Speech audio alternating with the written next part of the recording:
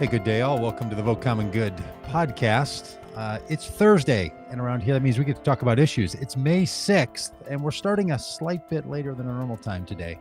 And glad to do it because we have Todd Miller with us. Todd is the author of this fantastic book, Build Bridges, Not Walls, A Journey to a World Without Borders. Todd, I'm so excited to talk to you because here on the podcast, we want people to open their eyes to what's happening in our world, how they can engage in the common good issues that are going on. And around our world here at Vote Common Good, we're going to spend a lot of time thinking about the content of this book, borders, and how we think about immigrants and refugees and asylum seekers. For us, that's going to include putting together community bike rides all over the country, and one long community bike ride from San Diego to St. Augustine, Florida, along the border wall, and then along the coast. And that's happening in September through November. And Todd, your book has already become an indispensable partner to me in this effort as we think about it, because what we want to do is tell stories of the people who are most impacted and living along in the borderlands, and the people who are impacted by the policies and the practices of our immigration and refugee and asylum seeking processes here in the United States. And your book gets into stories. It's I was saying to Dan before we started, you could open a book like this and come to it with ideas and policies and say like, Todd is suggesting that we could have a journey to a world without borders. Let me get in here and see what he prescribes. And you don't get away with that in this book. Everything's embedded in a story. You meet these people, you hear about their walking, you hear about where they've come from, what drove them to go. This is a storytelling book and is really great. So give us a little background on all that went into writing this. You've been dealing with issues around the border and immigration for a long time. You're a 25-year veteran of these stories and of being a writer. So tell us how this book came about. Yeah, thanks for this, the great introduction, and it's such a pleasure to be here with you. This book, Build Bridges, Not Walls, it really comes from a story. It comes from a story of I was actually in the southern Arizona borderlands, and I was driving down the road, and a man came to the side of the road, and he was obviously in distress. He was waving his arms, and so I stopped the car, and he came up to the car, and I gave him, I said, "Are you thirsty?" I had an extra bottle of water. I gave him a bottle of water, which he drank.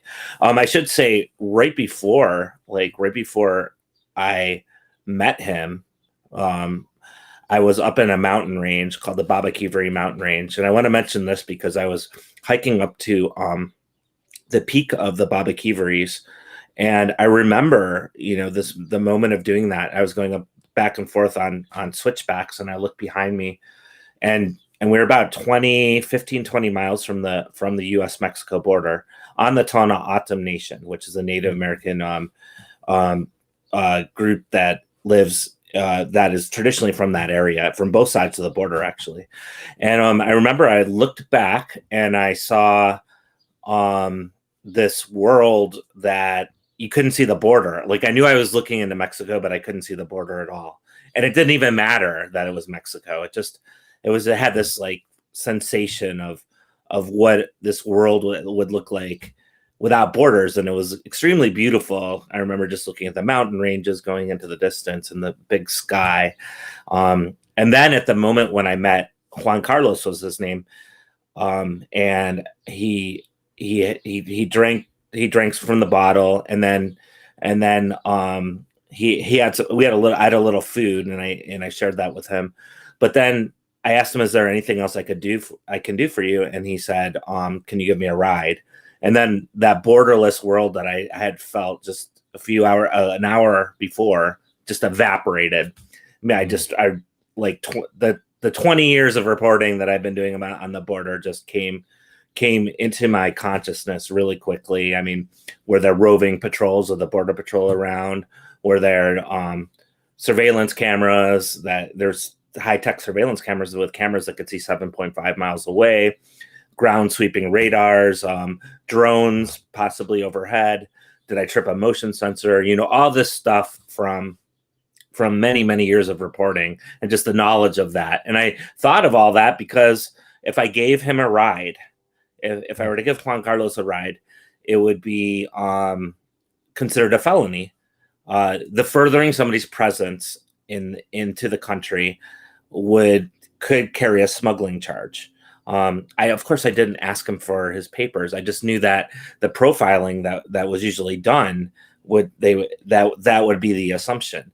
So that's why it all came into my mind. And then the next thing was I got mad. I really got mad because I hesitated, and in this sort of anger, I thought, this, like, my natural inclination is to give this man who's in distress, who's in a place where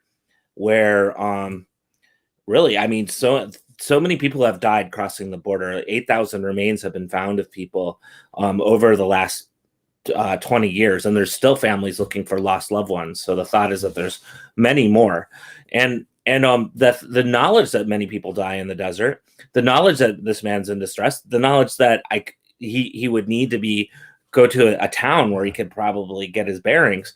My natural inclination, of course, was to give him a ride, and that is coming from values that I learned very young, from when I was a kid.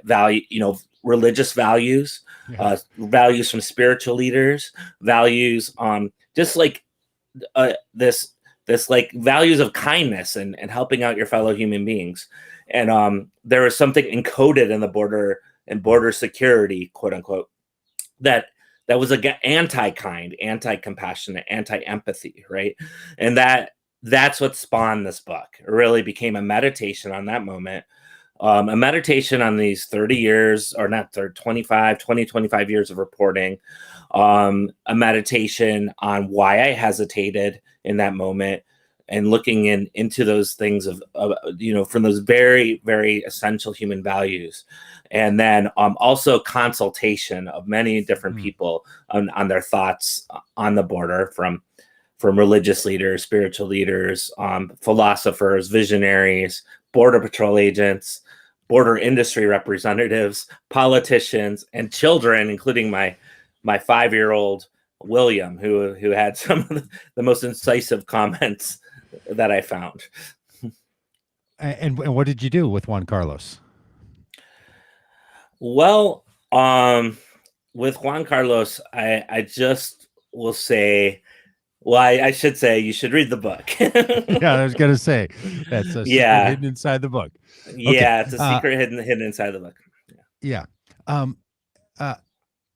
Now, a lot of people who say things like the subtitle of your book, A Journey to a World Without Borders, or people like me who want to argue for a presumption of open borders between our countries, are often accused of people who are naive, don't understand the issues. If we paid attention to the real ramifications of borders and why we have them and how we have to patrol them and so on, then we would have a different opinion. And for some of us, we're not professionals in this area. We know that we have a deficit of understanding. So those critiques can land. But you're not one of those people. You are someone who has reported on, lived in borderland regions, paid a lot of attention, been on the ground at a personal, professional level, talked about and thought about the issues of borders. Can you respond a little bit to the kind of critique that people bring where they say, oh, it's just ridiculous for you to suggest that we could have no borders, or imagine a world where borders are representative but not in control? How do you respond to people who say that that it's only folks who are uninformed and naive who would be calling for such a thing? Well, I mean, usually if somebody has that sort of response or reaction to the idea without even contemplating it, I wouldn't say this to the person, obviously, like a person that would say you're naive, you're not engaged with the issue. I wouldn't say this to them, but my thought would be that that person saying it is really the one who hasn't been engaging with the border system, who doesn't understand what it is, who doesn't understand what it's about, who doesn't understand the money that's been put into it, who doesn't understand why people are arriving to the border to begin with, which is this huge, massive issue. And it seems like, when you look at, some of the reasons why people will state when they're telling you that we need, to enforce the border, and there's a whole like list of things that people will often say. And with each of those points, there's many reports out that actually debunk. I mean, that crime, that's a common one, that the criminal element, the kind of association of the border crosser with a criminal, that they're going to come and bring crime into the country. That's a very common talking point. And but like you start unpacking the issue, if you are even to be presumptuous enough to think that in the first place, right? Because when you think of like people and why they're crossing, and I've interviewed so many people who have crossed, who are about to cross, who are going to cross, and when the decision-making process that goes into crossing a border is very intimate. It's a very hard decision. It's usually based on some sort of crisis that is unable to be resolved in any other way. And so it's often an intimate family decision that sometimes takes months to make to begin with, right? And it is usually made with, okay, we know there's lots of risks. Like people are unaware of the risks is untrue. The people are aware of the risks. So there's all this background to why people will arrive to the border to begin with, and we can go into some of the root causes and the reasons as well. But just the fact that there's that, and what that implies is this: there's almost always a sacrifice for the greater good of somebody beyond yourself. Often for your family, but sometimes for your community. And I look at that and I think, wow, I mean, far from being criminal, that's actually a value I aspire to as a human being.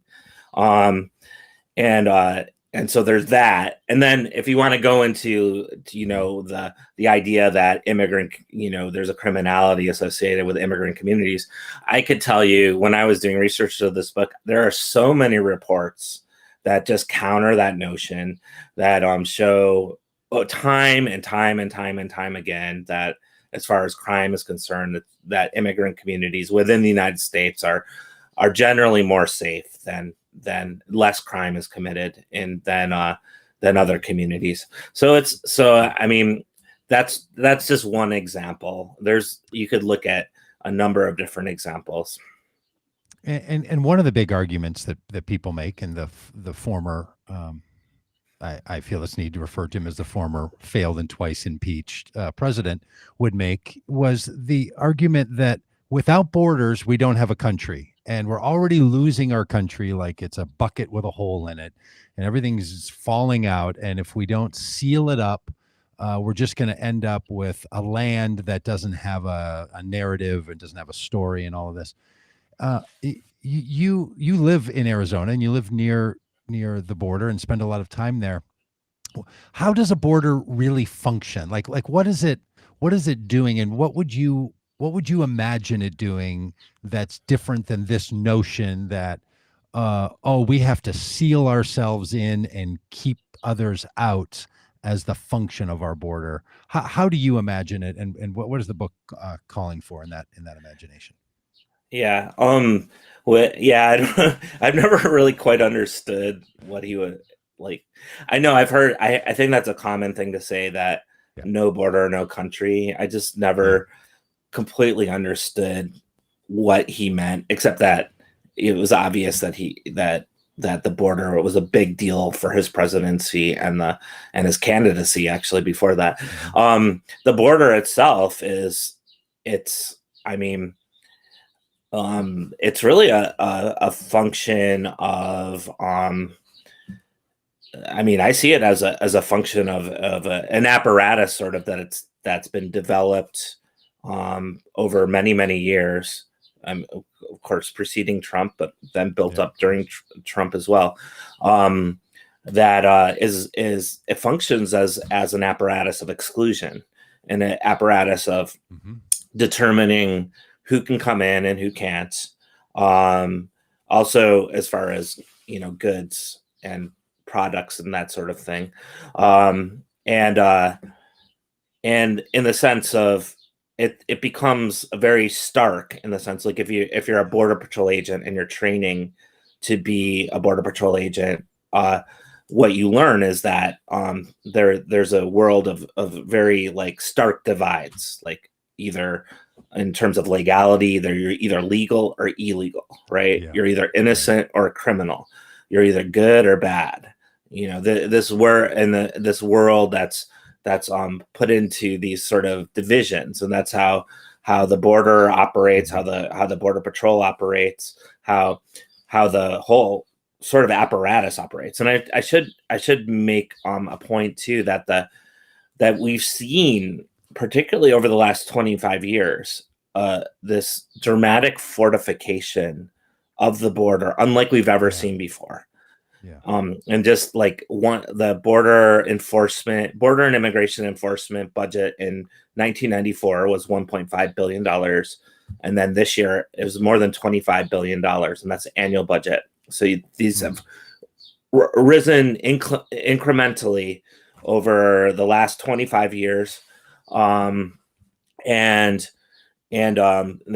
has meant, Border Patrol agents have gone from 4,000 to 21,000. At their peak, they were 21,000 in 2012. They're still hover around that area now. The technology, countless billions of dollars have been put into technology, and now there's about 700 or so miles of walls and barriers. And so it's built all around that logic of stark division, right? And creating this idea that the problems that we face are on the other side of this wall. Somebody is out to get us on the other side of this place. They're going to come in, take something from us. They're going to come steal something from us. And it's built on that logic. That's definitely what Trump was, in his presidency and especially in his candidacy was doubling down upon. And it really functions as that sort of, an apparatus like that. And you when I first discovered your writing in an article in The Guardian, an opinion piece that you did with the title, "A Lucrative Border Industrial Complex Keeps the U.S. Border in Constant Crisis." And that kind of a critique to say to people, look, whatever your opinions are about the border, just know all the information we're all getting is influenced greatly by this other giant industrialized international complex of militarization and border protection and all. It seems like for you that's important, and the book wants to tell these human stories as the antidote to this industrialization and big money story. Is that about right, that you think that first of all, that's what's influencing our thinking on this, and that the better way to think about it is through the lens of the human wonderful stories that are in the book, and also the human struggle and tragedies? Yes, I think you capture it quite nicely there. And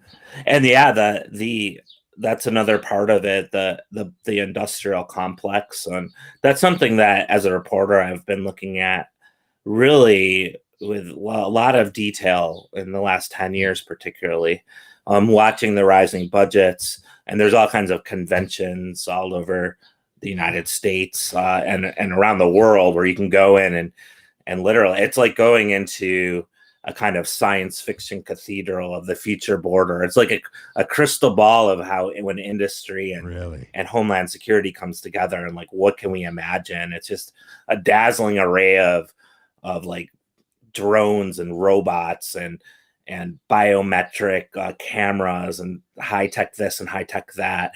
and it's a pretty, and I've gone to so many of those and just interviewed so many people and looked at that aspect of it, and there's just no other, just watching how many, how this increased participation with private companies and then following those private companies into like as they get behind closed doors and with policymakers in Washington and that sort of thing. It's like undoubtedly there's this industrial complex, and of course an industrial complex relies on a growth pattern. And but like one of the things that's always truly amazing to me is how little, like there's so much media on the border, especially during certain segments, or even during like comprehensive immigration reform bills. But the fact that there's a private industry that's increasingly an actor in this and that influence policy is rarely mentioned. And that, in fact, even like some of the comprehensive immigration bills have had actual like earmarked, this company will make this many helicopters and get this amount of contracts. So that's even been in some of the the 2013 one was the one that actually passed the Senate. The last one to actually pass the Senate, but got rejected in the House. That one had these earmarked amounts that were going to particular companies. So that sort of influence, I think, is really important because you got to know what that is. And then when you take that and you contrast about what it means, what it means for people. When you look at all this kind of a growth of the border, and then what its strategy has been since 1994, a strategy known as prevention through deterrence. So the idea is to build up the traditional crossing places, right. And then people circumvent those. The idea is that people will circumvent them, go through places like the Arizona desert, where hopefully I'll be seeing you soon when you bicycle through here. And places that the Arizona desert can be desolate, dangerous, and quite frankly deadly, like the case with Juan Carlos, as I was saying. And so that was the idea, that would be a deterrent. And so you have this whole like machinery, I would even call it machinery, that has its own kind of impetus. And then the human stories are, to me, that's where the answers lie. That's where you really learn about what's really going on. The countless, so many stories of people, how people evade this, how people are dealing with this, and then also how people are coming together and trying to think of something new. There's a big argument that we couldn't have our economy function if we let workers from Central America, Mexico, come into the United States and take all of our jobs. That used to be an argument, right? It was the jobs argument. If you let in low-paid migrant workers, then they'll drive down the amount of money that has to be paid for jobs and take jobs for people that live in this country. So there was that economic argument. That seems to have drifted from the most talking points, but I'd love to hear your thoughts on it. And it has been replaced with the idea that, well, if these people come and they come into our country, then they're going to be a weight on the social system. They're going to it'll cost money to care for them here in the United States. So we need to make sure they stay out. And then when that falls apart, then people say, well, if they come into the country, then we're going to not have English be the primary language. And then when that one goes away, like it's just this rolling set of rationale that sort of like they all join together. Like it doesn't feel like it's one. It's almost like they're each threads weaving this tapestry of not allowing people into our country. Do you think any of those are more powerful, or do you think all of them are really dealt with once you know the real reasons why people are coming and what they do once they get into the United States as people that are living in this country?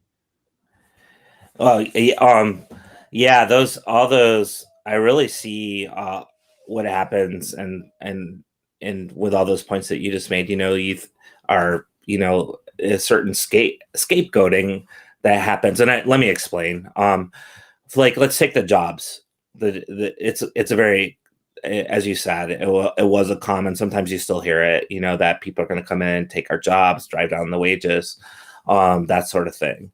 And the first thing I always think of is like, oh, I didn't realize that, the corporate boardrooms where they were deciding, where wages were decided, they were letting undocumented labor in there to like insist upon like paying less. I didn't realize, it's funny how that's didn't know worded, the boardrooms right? are being bossed around by migrants. That wasn't right. clear to you? Yeah, That's apparently how it goes. Like, we need to lower the wages. We need less. Pay us less. Pay us less. Yeah. Great point.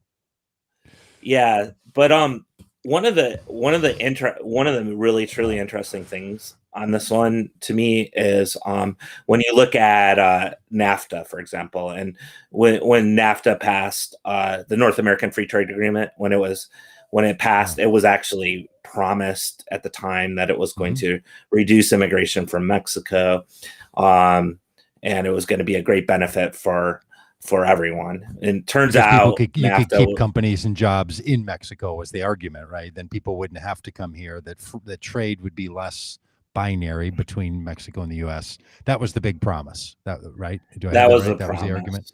Okay. Yeah, that was the promise. And it turns out that like I lived in Mexico for many years and talked to many people who were working during that time. Like this NAFTA was developed by pretty much 500 corporations, and there was no civil society, there was no organizations, there was no kind of voice from the people that was involved in it. And so when NAFTA passed, and we can talk endlessly about probably what NAFTA has meant, but one of the things was that NAFTA, along with that kind of free market sort of model that was being put especially in the 90s and the 2000s, what happened was then like the United States lost 4.5 million jobs, and over 1 million due to NAFTA. So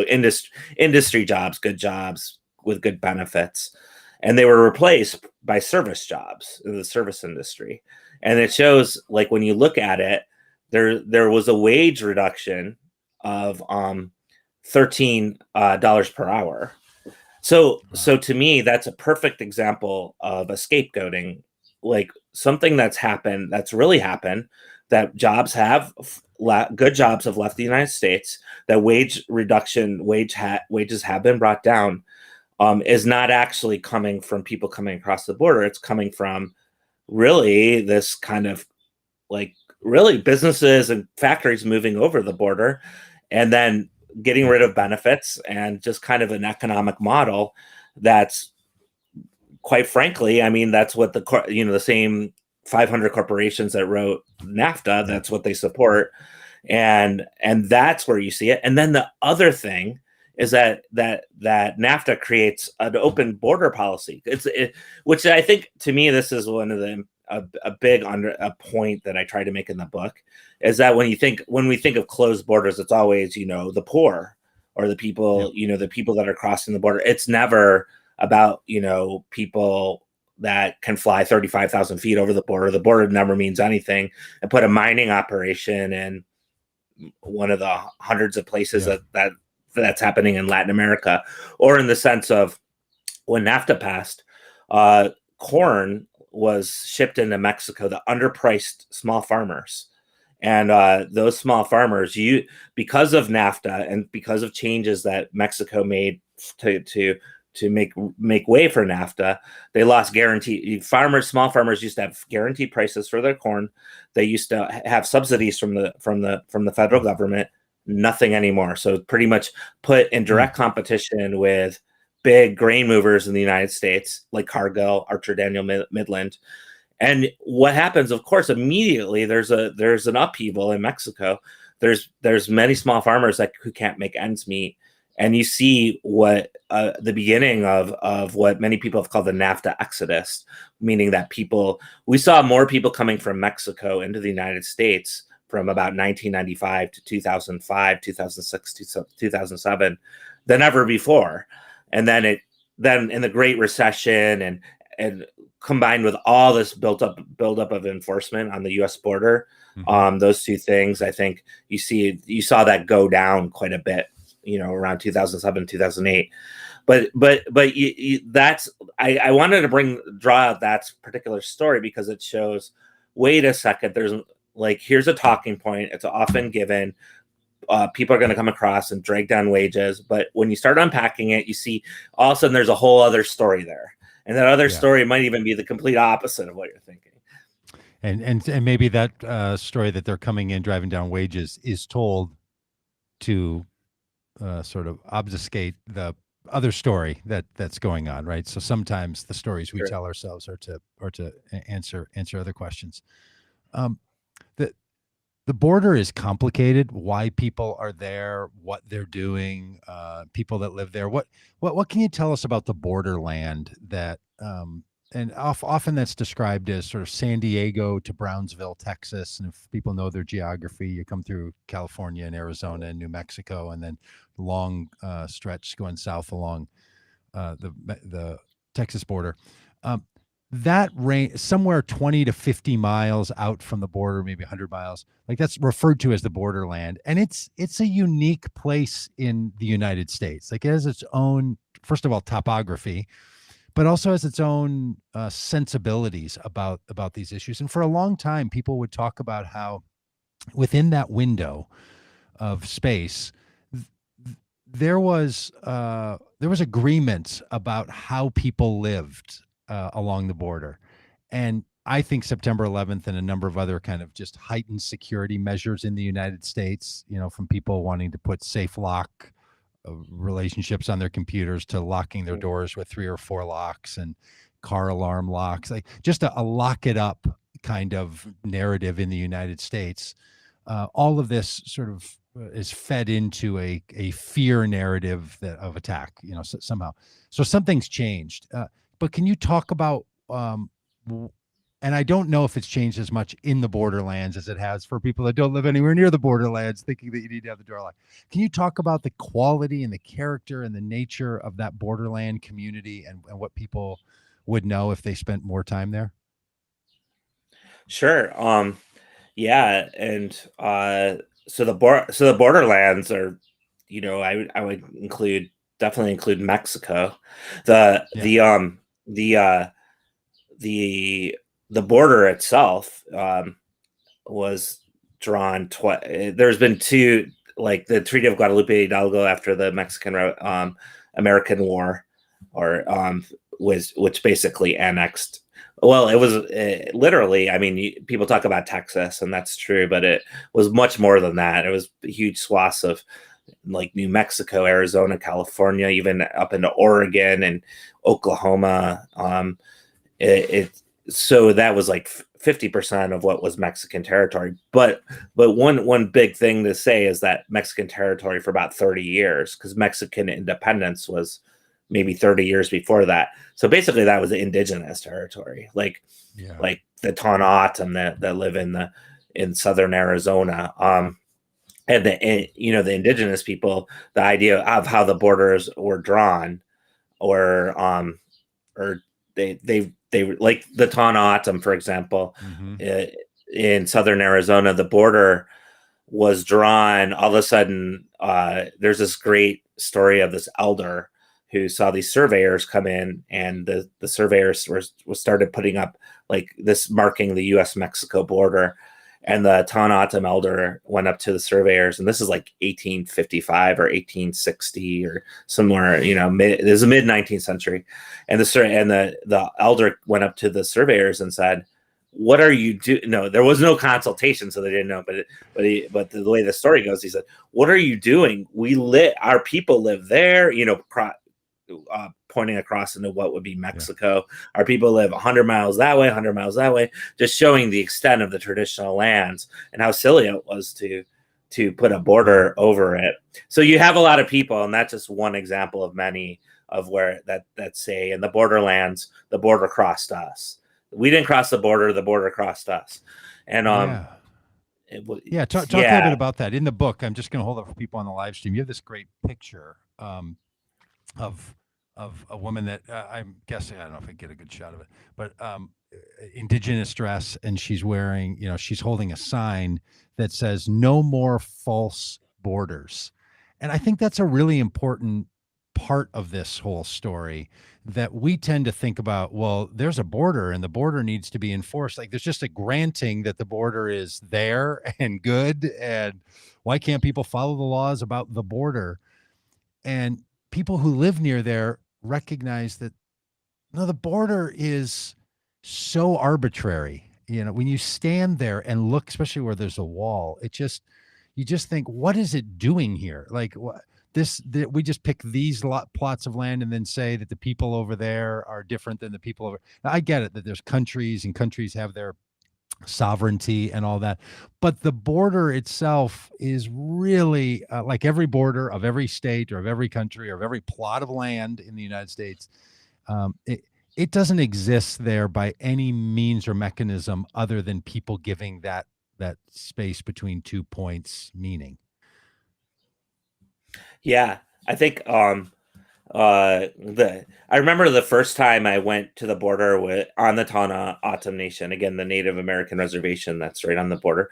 I went with a Tana O'odham elder, and we got to the border. We got to the actual the border, and there were several gates that are in different parts of the border, and so we're supposedly people at the time, and still somewhat, but it gets harder and harder to cross back and forth if you have a tribal identification card. And mind you, this is getting more and more difficult. But the first thing he did was he walked right up to this gate, which is shut, and he just started shaking it, and then he just like opened it, and he's like, okay, now I feel better. It was almost like it was like just symbolically opening the gate, because it was shut, and it was funny because then maybe 3 minutes later, 2 Border Patrol agents came flying down the road and did this kind of dramatic stop and questioned us, and they were questioning both me and the person I was with, his name David Garcia, and asked him, so you have a Border Patrol agents who were, I guess, we're not from that area at all, asking a person who had been in that area for 2,000 years, for his identification to be able to be there. And so that story is one. And then the other one is,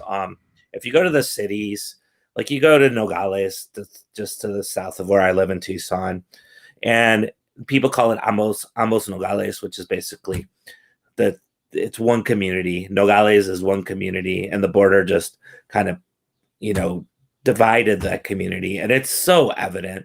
I mean, you just talk to any person that lives there, and everyone has a relative that lives on the other side of the border, has a cousin, an aunt or an uncle. They go get their haircut. They go do this. Even on the Mexican side, if you get a visa láser, which is basically allows you to cross, and in Nogales, Arizona, you'll go shopping in Nogales, Arizona. And then even like the sewage systems are like intricately connected.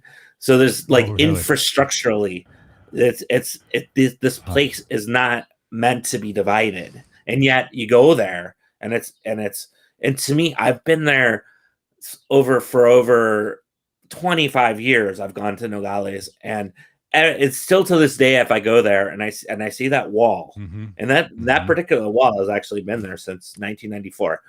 If I see that wall, it just seems so just, I don't know what to describe it. The first word is awful, but it's just this, as you just said, I guess, artificial division that's been imposed. That's dramatic. It's high. It snakes up and down through the hills, and there's no other thing indicating. It's like there's nothing else indicating that it's a border. Like a border, it's just there. It is. There's not like not a mountain range, not a river. In this area of the border, there is no river. There's just a line in the sand that was drawn by these surveyors, and dividing, which are people that are actually, that shouldn't be divided. Like the Tohono-O'odham, they speak Tohono-O'odham on both sides of the language, or the both sides of the divide, and that's so the divide comes in, and it divides people who have 2,000 years of traditions and religious ceremonies and language and food. Yeah, and it divides the people. I've stood there and looked at it too, and people who work in environmental issues also say, look, it divides the land, and it divides the animals. There's a lot of animals who need to travel, and the ecological impact of certain migration of animals back and forth is really interrupted by the wall. And it's one of those moments where and then you get to a point where this, what I would call, as you did, sort of this horrendous wall, not a big, beautiful wall, but this huge, horrendous wall, then just stops, and there's just open space, right? Like the wall itself, it mocks itself by not running the entire distance, right? You just get to a spot where they're like, well, we didn't finish the construction here, or didn't have plans to, or couldn't. So you have a half wall, right, that goes a bit, and then you just walk around it. So it serves a function that is so disruptive and so harmful, and in some ways so benign. But people conflate a wall with a border. So I think often, like, I live in a border state. I live in Minnesota, and so we have a Canadian border up on our side. But we also have people in our southern border that we call Iowans, and over on our west side we have the North Dakotan and South Dakotan peoples, and we have the Wisconsinites over on the other side. So there's a border. You come driving in, or you ride your bike across it, or you come running through a trail, and at some point you see a sign that says, "Oh, now you're in Minnesota. Oh, now you're in Canada, or now you're in the United States." Doesn't need to be a wall there. The wall doesn't function that way. The wall is about something else.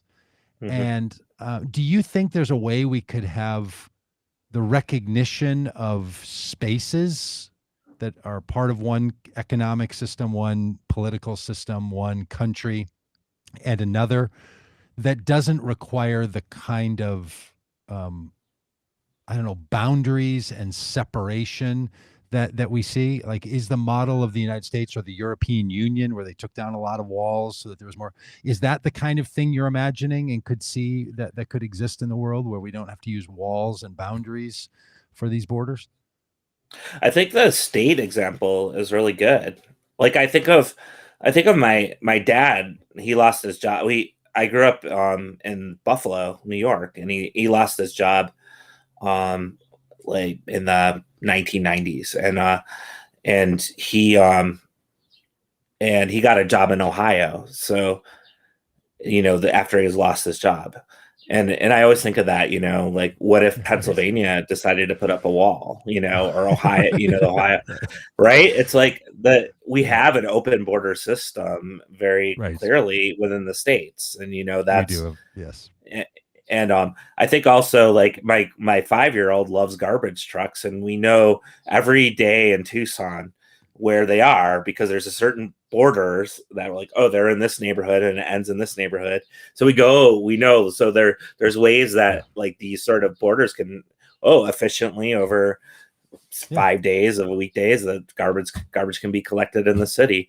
And so there's borders, like most borders don't have walls on it, right? And, like, there's thousands of them, and they don't have walls, and not only walls, it's like the whole surveillance systems and armed agents, and it's these so yeah, I mean, I think there are lots of different examples that we could look at to, the European Union's an interesting one, the Schengen area, how that was border controls. I don't know if that's the same in the pandemic, or there might be some differences with the pandemic, but basically, like, there were no more border controls between certain countries. One thing, though, that's happened with the European Union is that outside of the Schengen area, that there has been massively increased fortification of its border, like in that sense, like and you can see this similar prevention through deterrence strategy, and people, when there's a border apparatus, and that forces people to go dangerous routes if they want to come across Yeah. like the Arizona desert or the Mediterranean Sea. And then you have ships capsizing and that sort of thing. And that's because because of what people call Fortress Europe. Right. Basically, I mean, yeah, I was going to say, this is one of the things that people don't always recognize is that, because I'm 54, I remember Ronald Reagan standing in Germany and saying, Mr. Gorbachev, tear down this wall. And then, Germans pounding on a wall that separated East and West Germany. And some people's mind, they kind of get this idea that, we live in an age in which walls are coming down.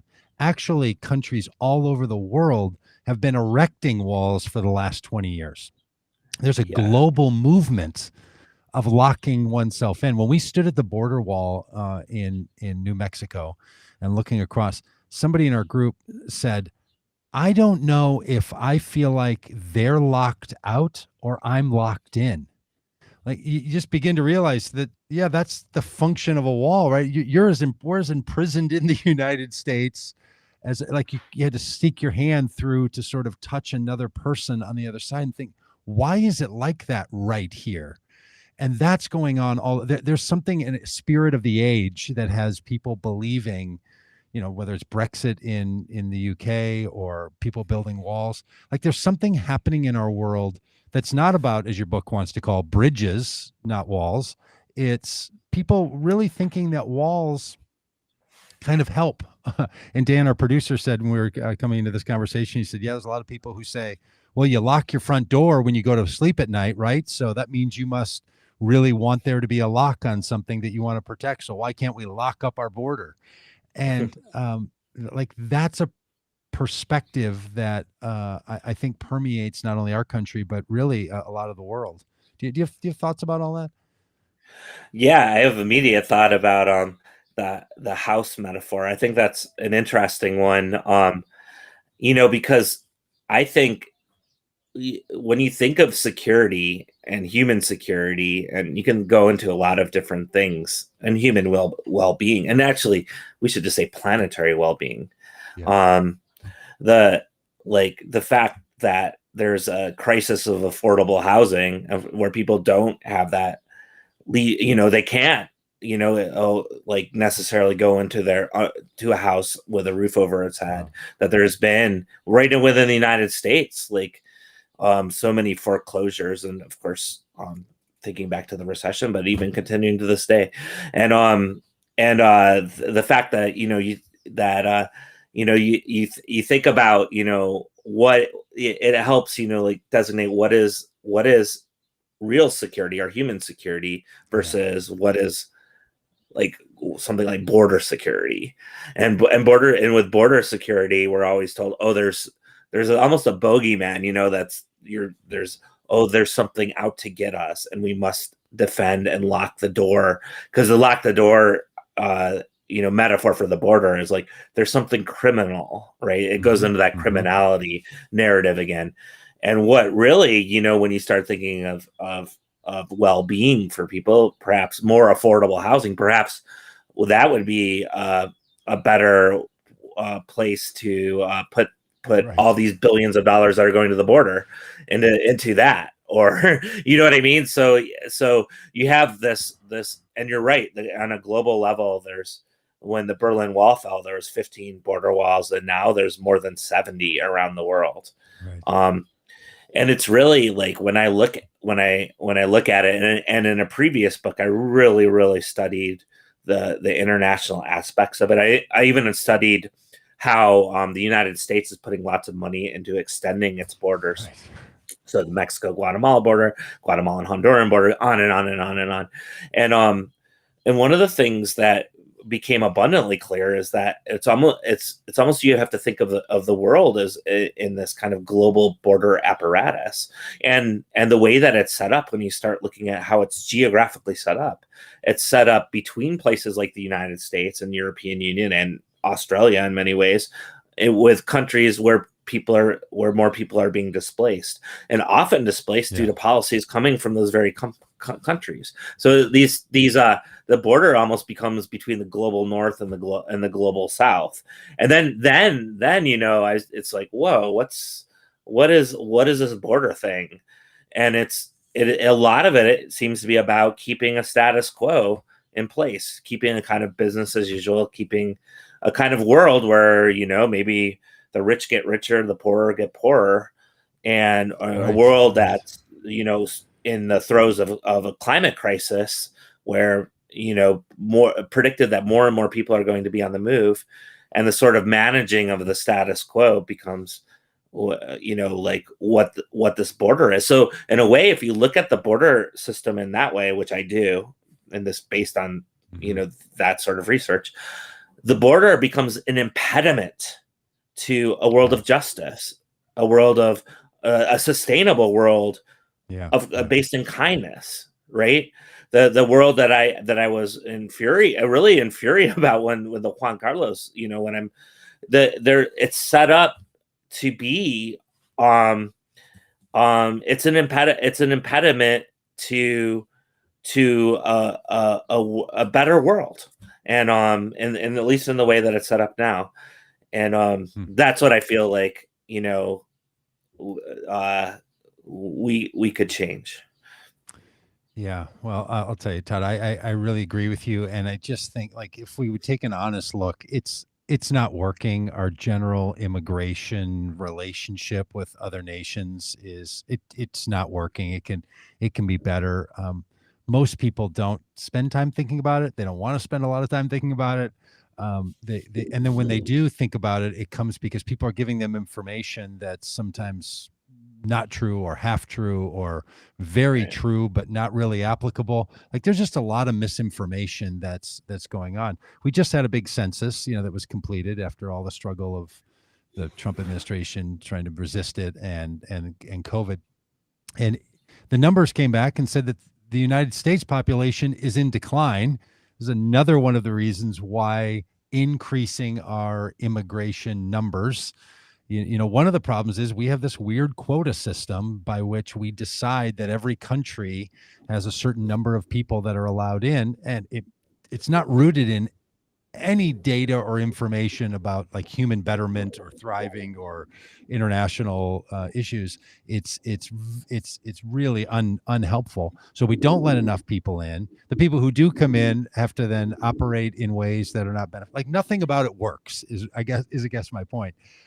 And yet we continue to double down on it and act as if, no, it's working pretty well. Let's just feed the beast all that much more, and then it will work better. When actually it seems to be not providing at all what we want. And for people who think that it does, just ask yourself, how do you feel about our immigration situation right now? Like, are you really, really jazzed up to refer to it as a crisis on the border? Because if you really demand that the Biden administration call it a crisis, I think that means it's not working, right? Like, so why don't we solve the crisis rather than, and I think that one of the reasons is to not pile a whole lot of people into certain ports and make people come into this country to ask for asylum or seeking refugee status be mixed in with people that want to come be day workers, people that want to migrate in the country to be with their families. Like, everyone's piled up together, and we've created this backlog and crisis of a lack of a system that's happening there. So sorry for the rant, but it just makes me bonkers that people think it's good, and we just, if we give it more, it'll be all that much better. And it seems to me it's the opposite of that. I agree. Yeah. I mean, I think really it's got, I mean, there's a serious, I don't know what to say. I mean, but what, you're right. If you look at the border and immigration budgets, it just keeps getting bigger and bigger and bigger. This year, it's more than it was last year. Last year, it was more than it was the year before. No matter what the conversation is. And this idea of comprehensive immigration reform has been going on for so long. But meanwhile, while that conversation is happening, without much public input at all, those budgets just keep going up and up and up and up and up and up and up and up and up and up. And that's I mean, that's where we're at, right? And that it happened. It's going to happen again this year. It just seems to be it's on an automatic trajectory. How much is spent on border enforcement, security, all that together through Homeland Security and the other agencies? Do you know? Yeah, this year if you just look at Customs and Border Protection and Immigration and Customs Enforcement, that's a $25 billion. And I just recently did the calculation since Department of Homeland Security was implemented in 2003. So go back to your 9/11 point, the 9/11 was really, really impacted the borderlands to a huge degree. Like that's when Department of Homeland Security was created, and Customs and Border Protection and ICE, all these agencies are created, and counterterror became the priority mission. Yeah. So what that did was, although there was no terrorists come across the border, but this caused the money faucets to just open up wide, and just so much money has poured into this. So since I'm going to have to kind of half remember it, but it was over $350 billion that has been put on to CBP and ICE since 2003. And that's just tallying up all their, you could go, viewers, listeners can do it at home. Just go to the DHS budgets and add it all just up. Those numbers. Mm-hmm. Like if you, and I'm not a fiscal hawk, and I think government should spend money. Just don't spend it on that. Like take that money, and if you're worried about how we're going to fund, programs and the other thing is that, look, migrants that come in the country, they engage in the economy. And if you believe that the economy is fueled by the economic participants, then that would argue that every time more people come in the country, the economy grows. So if you wanted to see a growing economy, and you believe that theory that people make the economy grow by participating in it, you would have a growing economy. And so every argument that there is about why increased immigration, and I'm somebody who's arguing like, I don't know, we should go from like 1.5 million people a year we allow in to 10 million a year. If you're going to probably have a cap somewhere, let's put it about 10 million, run that out over for a decade and see how we're doing. Because this, there's not that, to your point, someone making a decision to move from Guatemala, Honduras, El Salvador, or Mexico City, or I don't know, coming from any, is a major decision. People don't think America is just simply so great that I don't know anyone there. I just want to relocate my life, leave my ancestral homeland, leave everyone I know, and go make my way in, Montana.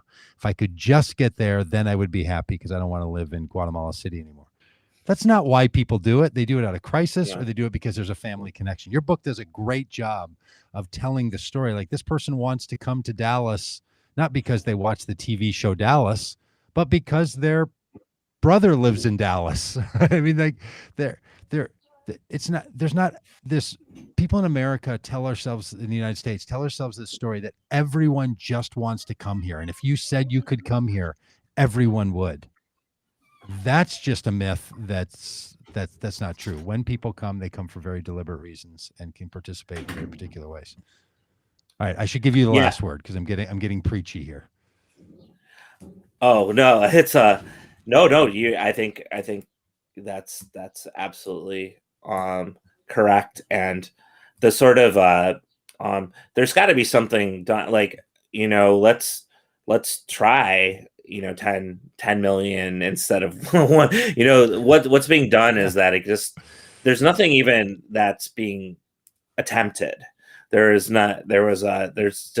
kind of this more and more restriction. Like when people talk about open borders, and you get that immediate pushback, or the stuff that we were talking about at the beginning, you're too naive, or that sort of thing. I mean, one way to answer that is like, that's never even been attempted, right? Or when it actually was like that. I mean, it was like that before the 1924 immigration laws, or the creation of the Border Patrol. I mean, there was built the whole country on that philosophy. Yep. Yeah, but it's not even attempted. And and there's so much like the economy thing. I didn't even realize there was this big report by ProPublica that was out that showed that for every 1% increase of immigration, there was a 1.15 increase of the economy. So so this report just went in really in depth into like how, like you're saying, you know, that if you look at it from those terms, the economy actually increases, and they quipped because this report came out in 2016. They quipped because Donald Trump said he wanted to raise the GDP by 4%, and to do that, they said, well, you have to bring in 8 million immigrants to do that, right? That's right. So That's right. Bring in 10 million, and there's your growth in GDP. Done. Problem right. solved. And yeah, and one other thing, the kind of the other thing is that there's not enough knowledge of what U.S. policy has done in different places.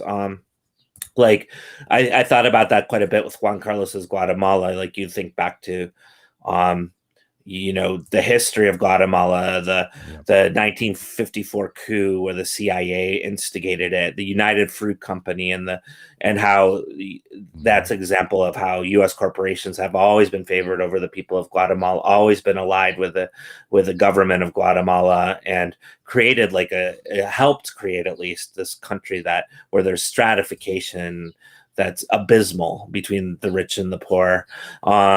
The kind of like things that like with climate issues that we're seeing really, really strongly in Central America. And you see how many emissions come from the United States. I think there's 700 times more than carbon emissions from the United States than Guatemala, El Salvador, and Honduras combined. So those sorts of, like, ethically speaking, you might think, oh, if that's the case, and that's what is causing farmers not to be able to get their harvests, or the hurricanes that hit the coast of Nicaragua and Honduras at the end of last year. And I just read a testimony of a woman that was living under a bridge with her 3 children and other members of her community because they have been flooded out of their homes. Those sorts of, you know, when you look at those sorts of stories and you look at the kind of, oh, you know, well, if this is coming from the warming climate change, and we're producing this much, there seems to be an unequal distribution of what's causing this, then maybe ethically the place that's causing it should be a little bit more lenient to the people that are being displaced by it. And I think those sorts of thoughts are really important, because right now, what the United States is doing is building up its borders more and more and more. And even when in terms of displacement due to climate, I've looked into that pretty extensively, and there is this understanding that we have to build up our borders more, because that's going to affect our border. Mass migrations are going to affect our border. And so I think like that angle of it is really important, and the sort of going cross-border sort of development of global solidarity in so many ways, and coming together and building bridges in terms of the interconnected. We're separating human beings that we're interconnected, and we're interconnected in very valuable ways. And that interconnection is not something that's bad. It's something that's good. It's beautiful, and it's beautiful to enhance that. And I think the ultimate vision in Build Bridges is that there's a much more beautiful world there to be created, and it's time to start coming together instead of continuing to separate each other from each other. Well, if it wasn't too close to a traumatic chant, I would start chanting, "Build that bridge, build that bridge" for you. So if you can't chant that, build bridges, not walls, a journey to a world without borders. Look, it's great, especially if you think that border policy and stuff is dry and you're into stories. This book is fantastic.